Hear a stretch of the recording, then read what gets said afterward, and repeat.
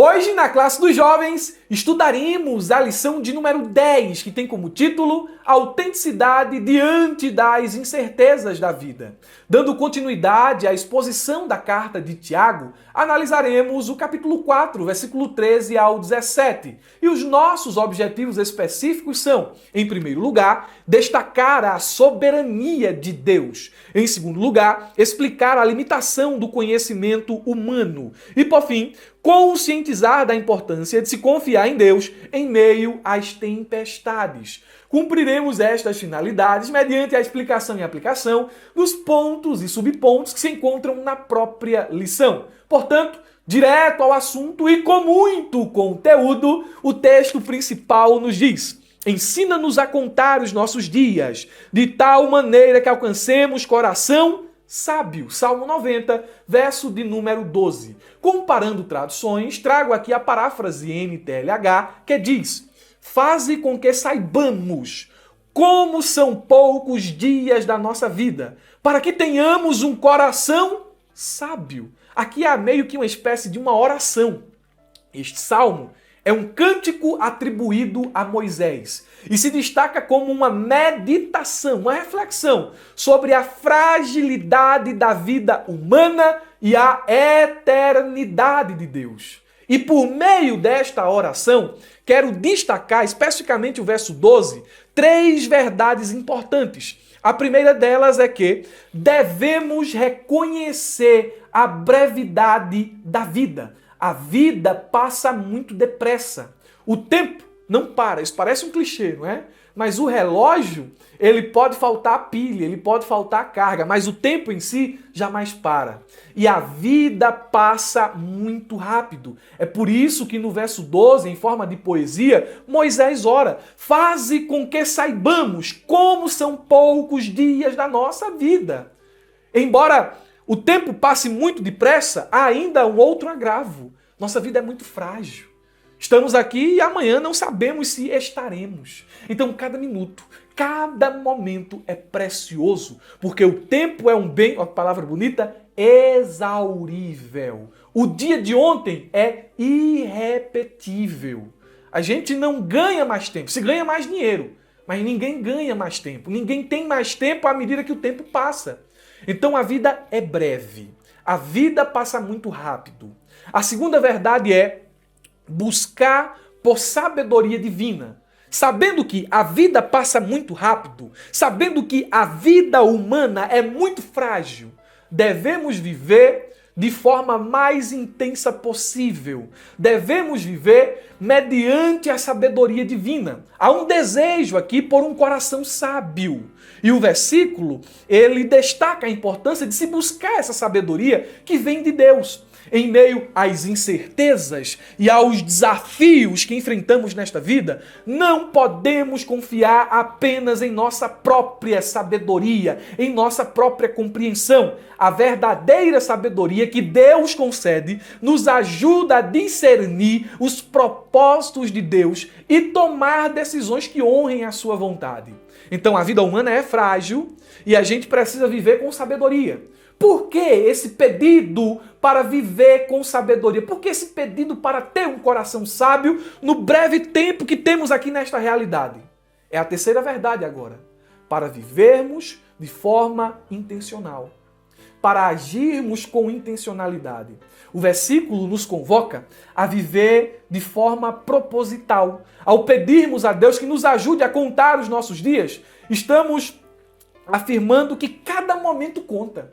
A autenticidade diante das incertezas da vida é marcada pela disposição de agir com propósito. Seja nos dias claros, nos dias alegres e felizes, seja nos dias escuros, atribulados e tristes. Devemos viver com propósito. Devemos viver com intencionalidade. Então, repetindo a oração de Moisés em forma poética, faze com que saibamos como são poucos os dias da nossa vida, para que tenhamos um coração sábio, um coração que viva para ti, um coração que escolha a tua vontade, um coração que me leve a agir com intencionalidade. O resumo da lição diz: A nossa confiança em Deus nos proporciona segurança e orientação em meio às incertezas da vida. Eu meio que me lembrei aqui do Salmo de número 23. Eu estou com a Bíblia aqui. Salmo de número 23, não é? Me veio esse texto à mente. Devemos confiar em Deus. E a nossa confiança nele proporciona, olha que interessante, proporciona a confiança em Deus, proporciona segurança e orientação. E o Salmo 23 fala justamente sobre isso. O Senhor é o meu pastor, nada me faltará. Deitar-me faz em verdes pastos, ele providencia. Refrigera a minha alma. E olha o que o texto diz, guia-me. Quando eu confio naquele que providencia todas as coisas, eu tenho orientação. Ele me guia pelas veredas da justiça por amor do seu nome. E olha a segurança aqui. Deus concede segurança àqueles que nele confiam. Ainda que eu andasse pelo vale da sombra da morte, então confiar em Deus vai nos levar a passar por vales. Mas passaremos pelos vales sem temor, com segurança, porque confiamos em Deus. Ainda que eu andasse pelo vale da sombra da morte, não temeria mal algum, porque tu estás comigo, a tua vara e o teu cajado me consolam. Precisamos confiar em Deus para viver de forma autêntica em meio às incertezas que, na nossa perspectiva humana limitada, o futuro nos reserva. Progredindo, vamos à exposição dos pontos e subpontos, mas antes eu quero me dirigir aos irmãos do YouTube. Meus irmãos, me ajudem aqui na aula dos jovens. Vamos curtir, comentar e compartilhar. Esse material é preparado com muito carinho para todos vocês. Meus irmãos do YouTube, curtir, comentar e compartilhar em reciprocidade. Sempre deixo aqui na descrição do vídeo em um link azul o link aqui para download do material, do subsídio, amém? Contamos com a ajuda dos irmãos também curtindo, comentando e compartilhando. Vocês que fazem parte da ferramenta EBD recebem a pré-aula, estão assistindo a pré-aula primeiro que os irmãos do YouTube e recebem também o subsídio, mas não só isso. Aluno da ferramenta EBD tem acompanhamento especial lá na plataforma da ferramenta através do nosso suporte. Eu e o presbítero Herbert estamos atentos para suprir as necessidades dos irmãos, tirando todas as dúvidas que possam surgir mediante o assunto estudado da semana. Há também fluxograma, infográfico, slide, a dinâmica em grupo para dinamizar o ensino, envolver a classe, motion, material de marketing e divulgação, narração profissional, cursos de capacitação, enfim. A plataforma da ferramenta EBD é o local onde o professor da escola dominical encontra tudo o que precisa em um só lugar. Quem está me assistindo pelo YouTube e ainda não é aluno assinante da ferramenta, o link também está aqui na descrição do vídeo. Progredindo, ponto 1, reconhecendo a soberania de Deus. Temos aí o subponto 1 que diz, fazer planos. A lição nos fala, o Senhor não condena o planejamento, seja em qualquer área da nossa vida. O que Tiago deseja ensinar aos crentes é que a palavra final é do Eterno. Então, quando a gente planeja algo, isso não é sinônimo de falta de fé, mas isso é sinônimo de prudência. A Bíblia ensina que uma vida sem planejamento resulta em dificuldade e em fracasso. Planejar com diligência, por outro lado, é uma atitude sábia. Veja alguns textos bíblicos, Provérbios 21:5. Os planos bem elaborados, ou seja, plano bem elaborado, bem trabalhado, feito com diligência, levam à fartura. Mas o apressado acaba na miséria. Bom, Murilo, isso aí é o Antigo Testamento, Novo Testamento. Lucas capítulo 14, versículo 28 ao 32, palavras de Jesus. Qual de vocês, se quiser construir uma torre, primeiro não se assenta e calcula o preço, para ver se tem dinheiro suficiente para completá-la? Pois se lançar o alicerce e não for capaz de terminá-la, todos os que a virem rirão dele dizendo, este homem começou a construir e não foi capaz de terminar. Ele não se planejou, ele não se ateve aos custos e está aí a obra agora pela metade. Ó que homem displicente! Jesus prossegue. Ou qual é o rei que, pretendendo sair à guerra contra outro rei, primeiro não se assenta e pensa, planeja. Se com 10 mil homens é capaz de enfrentar aquele que vem contra ele, ou com 20 mil. Se não for capaz, enviará uma delegação, enquanto o outro ainda está longe e pedirá um acordo de paz. Isso fala de planejamento, isso fala de agir conscientemente, de agir com intencionalidade. Devemos planejar. O planejamento é um princípio bíblico que demonstra sabedoria, preparo e boa administração dos recursos que Deus nos confia. No entanto, o planejamento deve ser feito com humildade, oração e submissão à vontade de Deus, pois a palavra final sempre pertence ao Senhor. Eu me lembro de um amigo meu, da época de concurseiro, que dizia assim: Murilo, toda vez que eu vou fazer um concurso, eu faço a oração do doido. Isso nas palavras dele, né? Aí eu perguntei, por que a oração do doido? Porque, embora eu tenha estudado, embora eu tenha me aplicado às matérias que serão alvo, do concurso, eu sempre oro a Deus: Senhor, se não for da tua vontade, não permita que eu passe. Então, por que a oração do doido? Eu vou, gasto dinheiro para poder ir, pagar a passagem de ônibus, pagar a hospedagem, pagar o exame, gasto tempo. Aí eu faço a oração do doido: se não for a tua vontade, então não permita que eu passe. Aí eu fiquei pensando, será que isso realmente é a oração do doido, né? Isso é a oração do crente consciente, isso é a oração do crente submisso, isso é a oração do crente que está dentro da orientação de Deus. Senhor, se não é a tua vontade, me mostre o caminho certo, não permita isso, não permita aquilo. Então, nós devemos nos planejar, mas o nosso planejamento não deve excluir a vontade de Deus. E é justamente isso que o texto bíblico neste subponto explora. Tiago, capítulo 4, versículo 13, tradução NVI, uma tradução melhor do que a tradução que está na revista.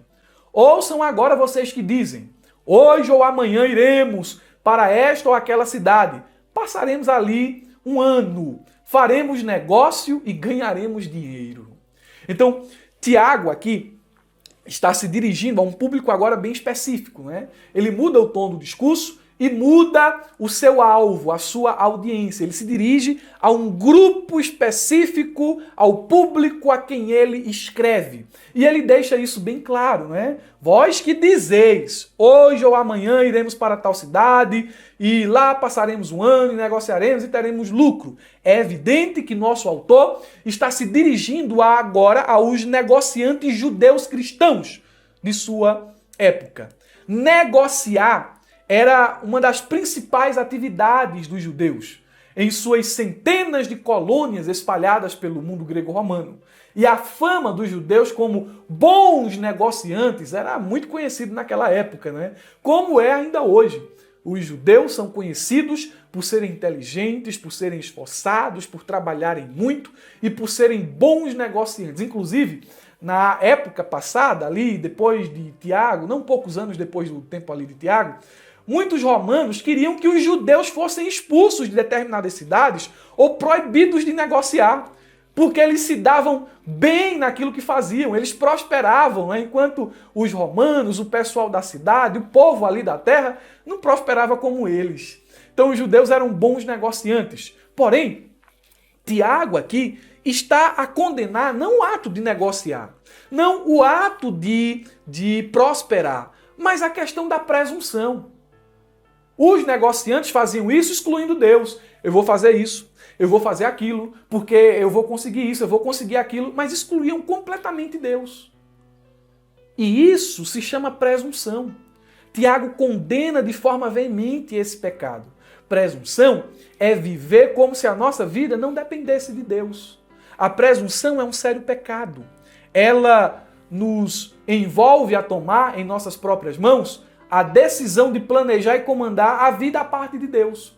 A presunção olha para a vida como um contínuo direto e não como uma misericórdia diária. A presunção atinge várias áreas, toca a vida, hoje, amanhã, um ano, toca as escolhas, hoje ou amanhã iremos, passaremos um ano, negociaremos e ganharemos, e toca a habilidade, negociaremos e ganharemos. E preste atenção, me parece que aqui há uma ponte entre a maioria dos livros de autoajuda hoje. há aqui parece que um eco, não é? O que os coaches pregam muito hoje. A força está dentro de você. Liberte o leão que aí está. Não é? E todo aquele engajamento, todo aquele processo, toda aquela linguagem para dizer que você é capaz de tudo, que você deve ser senhor do seu destino, isso é presunção. Se torne senhor do seu destino.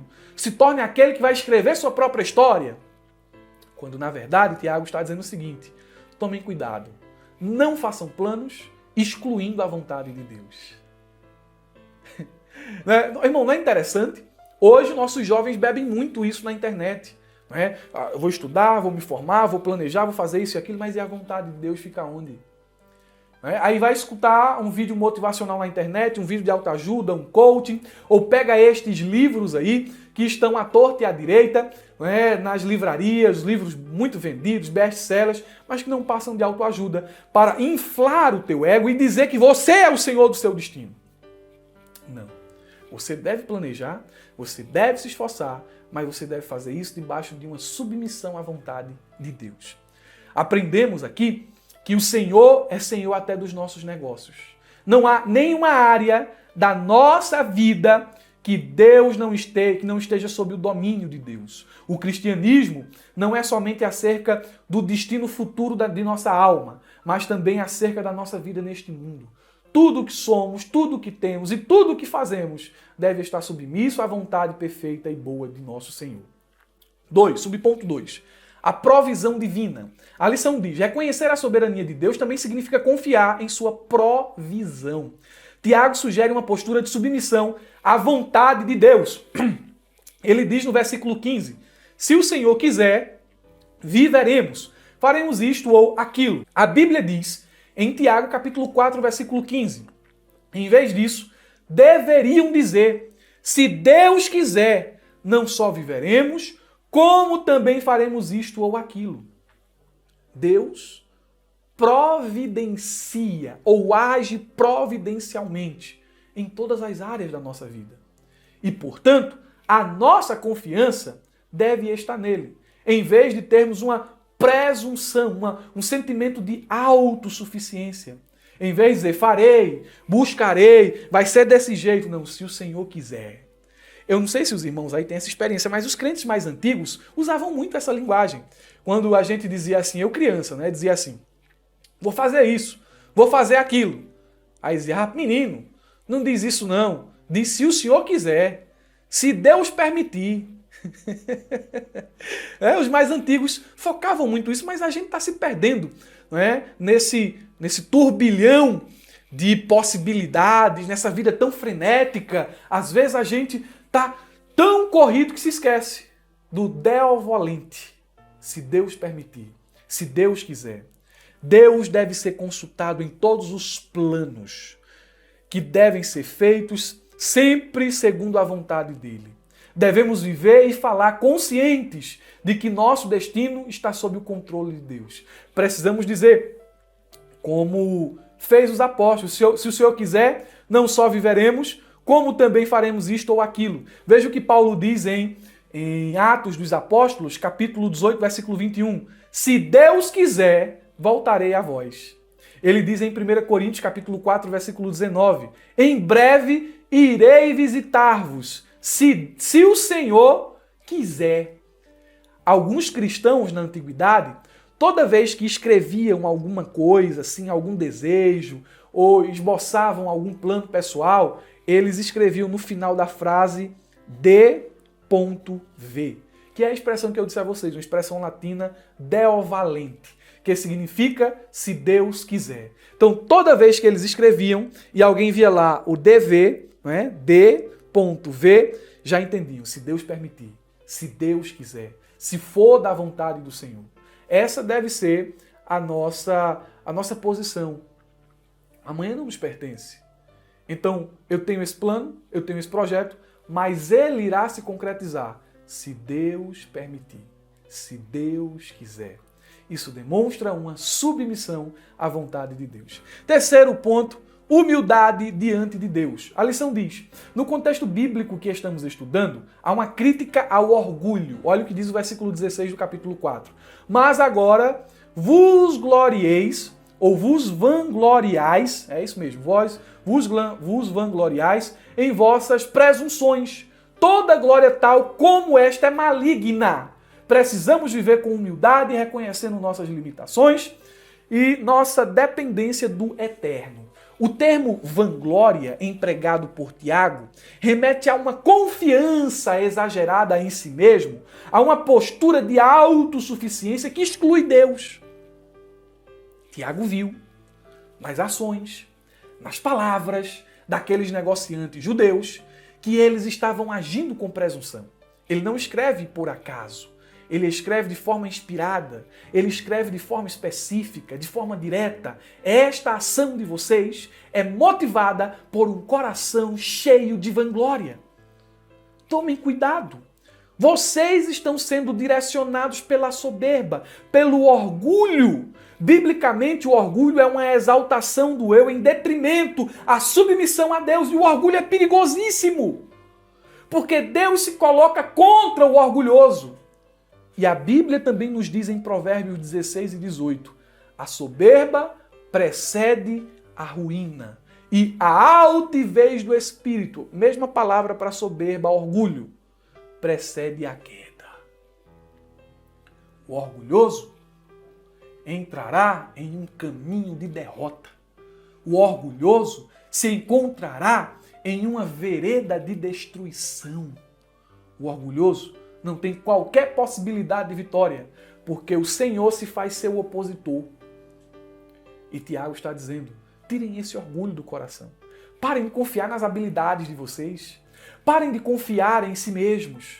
E confiem no Senhor. Uma coisa completamente diferente da mensagem de hoje, não é? Pregada hoje em dia. Confie em você, confie em você, confie em você. Não. Confiem no Senhor. Confiem no Senhor. Tiago nos alerta que planejar sem reconhecer a vontade de Deus não é apenas um erro estratégico, não. Mas é uma postura espiritualmente perigosa. E eis aqui alguns perigos. Primeiro deles, ilusão de controle.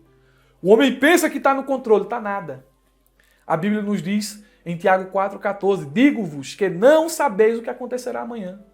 Um mosquitinho, Aedes aegypti, mosquito da dengue, né? Vulgo mosquito da dengue, pode te derrubar. Pode até te levar a óbito. Bichinho desse tamanho assim, você faz assim, tchuf, bichinho morre. Uma bactéria, um vírus, um imprevisto. Amanhã não nos pertence. Eu não sei o que vai acontecer daqui a 1 minuto. Não sei. Não sei o que vai acontecer daqui a 1 hora. Então para que tanta presunção? Por que achar que tem o controle de tudo? Não.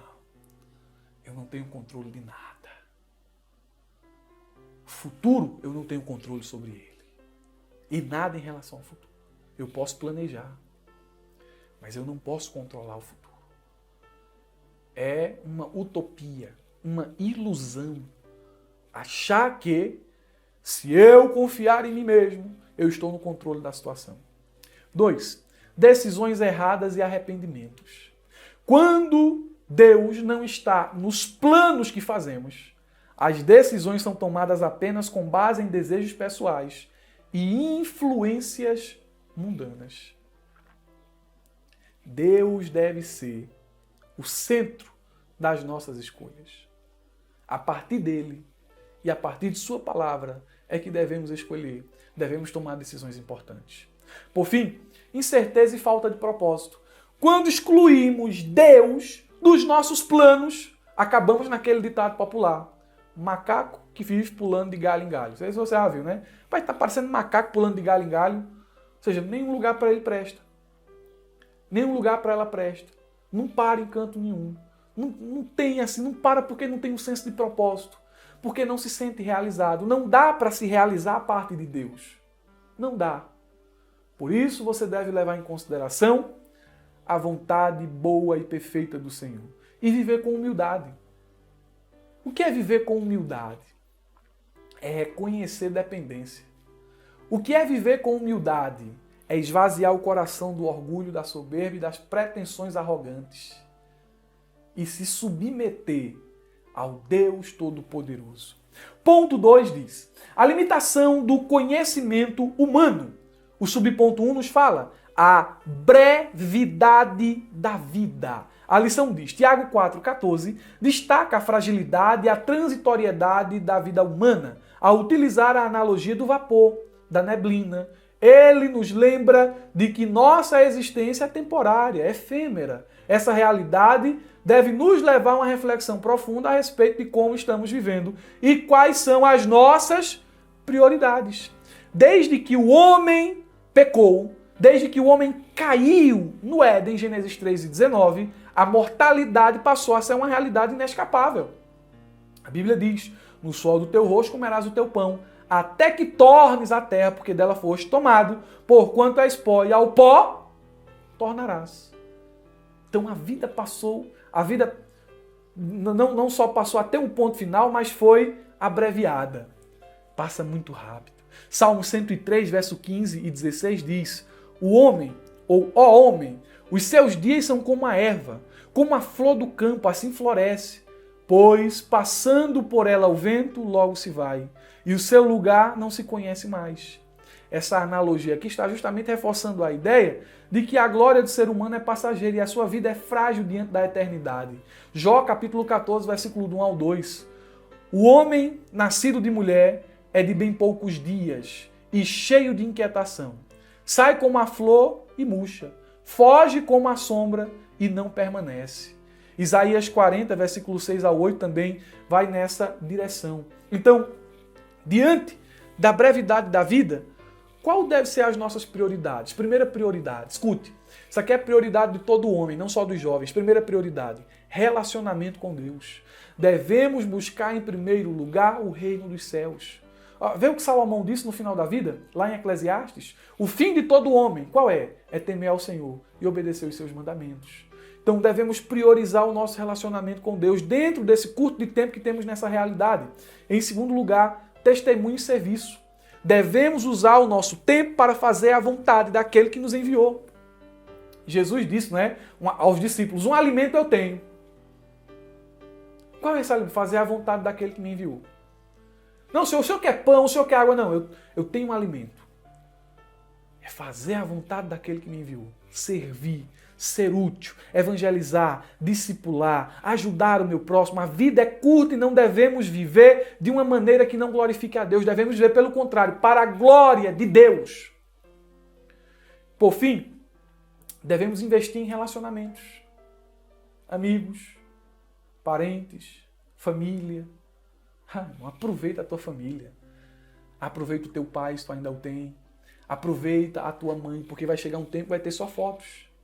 Aproveita os teus irmãos de sangue, os teus irmãos em Cristo. Passa muito rápido. A juventude, a mocidade, está na mocidade, daqui a pouco passou, passa rápido. Então você precisa aproveitar cada momento que você tem para que não viva com arrependimentos. Vamos progredir? A imprevisibilidade do futuro. A lição diz, o futuro está fora do nosso controle. Por isso devemos viver cada dia com consciência de que precisamos confiar em Deus, que conhece todas as coisas. O futuro, às vezes, é uma coisa assim, traz medo, não é? Às vezes a gente olha para o futuro assim com uma certa ansiedade e a gente fica preocupado, mas Deus está lá. Nós estamos em 2025, né? Deus está em 2026, Deus está em 2027, Deus está em 2028, e aí por diante, Deus está no futuro. Você não precisa ter medo do amanhã. Billy Graham disse uma frase muito famosa, né? Ele disse o seguinte, olha, não precisa ninguém se preocupar, não precisa ninguém ficar ansioso, não precisa ninguém ficar aterrorizado. Eu li a última página da Bíblia, vai ficar tudo bem. Vai ficar tudo bem. Agora, no presente, você deve ter uma postura. Diante da imprevisibilidade do futuro, você deve orar antes de tomar decisões importantes. Você deve buscar conselhos sábios, seus pais, seus líderes, pessoas experientes. E você também deve aprender a esperar. Não, você deve aprender a esperar. Tem coisa que não é para o momento, tem coisa que não é para agora. Você tem que aprender a esperar. Se os irmãos estão entendendo, digam amém. Eita, irmãos, vamos progredir. O futuro é incerto, mas Deus está lá. Não se esqueça disso. Terceiro subponto, dependência da sabedoria divina. A lição diz, a verdadeira sabedoria vem de reconhecer nossa dependência de Deus e de submeter os nossos planos à sua vontade. Tiago nos lembra de que, em vez de confiarmos em nosso próprio entendimento, devemos buscar a orientação divina em todas as áreas da vida. Eu vou passar por esse subponto aqui muito rápido, fazendo apenas uma pergunta. Me diga um homem ou uma mulher que confiou inteiramente em Deus até as últimas consequências e foi envergonhado ou foi decepcionado por Deus. Mesmo aqueles que passaram por experiências trágicas no fim da vida. Me diga um que foi decepcionado por Deus. A irmã Murilo, o apóstolo Paulo, pregou tanto, se esforçou tanto, estava preso lá numa masmorra e coisa triste lá, ninguém esteve lá com ele. Mas veja o que foi que ele disse. Ninguém esteve aqui comigo, mas o Senhor, em quem eu confio, esteve presente. Paulo, tu vai morrer, tu vai ser decapitado. Não. Eu é que estou oferecendo a minha vida como sacrifício de libação. Paulo, e qual é a tua paga? Tu estás aí agora só, sofrendo abandono. Não. A minha coroa está guardada. E o Senhor, o reto juiz, me dará naquele dia. Deus não decepciona aqueles que nele confiam. E quem vive na dependência dele sempre é vitorioso. Porque se Deus é por nós, quem será contra nós? Progredindo. Ponto 3. Confiar em Deus em meio às tempestades da vida. Subponto 1 diz: Deus está conosco nas dificuldades. A lição diz: a expressão "se o Senhor quiser" não é uma resignação fatalista, mas um reconhecimento humilde da soberania e do cuidado do Pai Celestial. Saber que Ele está conosco nos fortalece para enfrentar as tempestades da vida com a certeza de que nunca estamos sozinhos. Preste atenção. A vontade de Deus é boa, perfeita e agradável. Romanos 12:1. O querer de Deus é que determina o sucesso dos nossos planos. Olha que coisa fantástica aqui, não é? Deus está conosco nas dificuldades. E olha o que Tiago aqui está ensinando. Primeiro, ele está dizendo o seguinte: pode surgir as dificuldades, pode surgir as tribulações, pode vir o que vier. Se Deus está conosco, é a presença dele que vai garantir os planos bem-sucedidos. Aí ele diz o seguinte: primeiro, porque dele depende se viveremos ou não. Aí ele diz o texto aqui bíblico, né? Se o Senhor quiser, viveremos. E em segundo lugar, porque dele depende também as nossas realizações. Se o Senhor quiser, também faremos isto ou aquilo. Então, o que garante a eficácia de um plano é a mão estendida de Deus aprovando aquilo ou não. Provérbios 19:21 diz: muitos propósitos há no coração do homem, mas o desígnio do Senhor permanecerá. Que texto extraordinário! O desígnio do Senhor permanecerá. Ponto 2, subponto 2, propósito em todas as coisas. Deus tem um propósito para cada situação que enfrentamos. Mesmo nas dificuldades, podemos confiar que Ele está trabalhando para o nosso bem. Tem a citação do texto de Romanos 8:28. Sabemos que todas as coisas contribuem para o bem daqueles que amam ao Senhor. Preste atenção. O que é que o texto está a nos ensinar aqui? Que a vida cristã não é feita de flores. Às vezes passamos por vales de lágrimas. Mas há um propósito de Deus. As tribulações e as noites escuras não são cordas soltas. Deus tem um propósito. E Ele usa até os dias escuros para o nosso benefício. Veja o caso de José. Recebeu promessas tão bonitas, não é? Mas passou pela cova, pela casa de Potifar como escravo, por calúnia, pela prisão. E na ótica humana, esse caminho o estava levando para longe da promessa. Mas foi o caminho que Deus escolheu conduzir José. Lá na frente ele entendeu, quando ele disse assim, Gênesis 50:20. Vocês intentaram mal contra mim, mas Deus transformou este mal em bem. Então, diante das incertezas da vida, se você quiser viver com autenticidade, você deve confiar inteiramente em Deus. E nos momentos de noite escura, continue confiando. Subponto 3 diz: viver em obediência e fé. A lição nos fala: a fé autêntica se manifesta em ações de obediência. Mesmo em meio às incertezas, somos desafiados a agir conforme o conhecimento do bem. Em outras palavras, a fé verdadeira se demonstra por meio da obediência a Deus, mesmo quando enfrentamos as incertezas. E o que autentica a nossa fé são as nossas ações. O que autentica a nossa fé é a nossa obediência. Diante das incertezas da vida, você quer viver com autenticidade? Se esvazie de toda pretensão arrogante.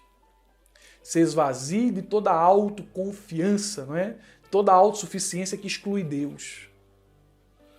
Humildemente dependa dele. E continue confiando. Quer entre no vale da sombra da morte, ou quer esteja passando pelas águas tranquilas. Glória a Deus. O Senhor está contigo nos pastos verdejantes e nos vales perigosos. Em meio às incertezas da vida, podemos confiar em Deus. Queridos irmãos, vamos concluir mais uma aula da Escola Bíblica Dominical. Ficou até um pouco extensa essa aula. Deus abençoe. Desejo a todos um ótimo final de semana, uma ótima aula de Escola Bíblica Dominical. E não se esqueça, abra a jaula.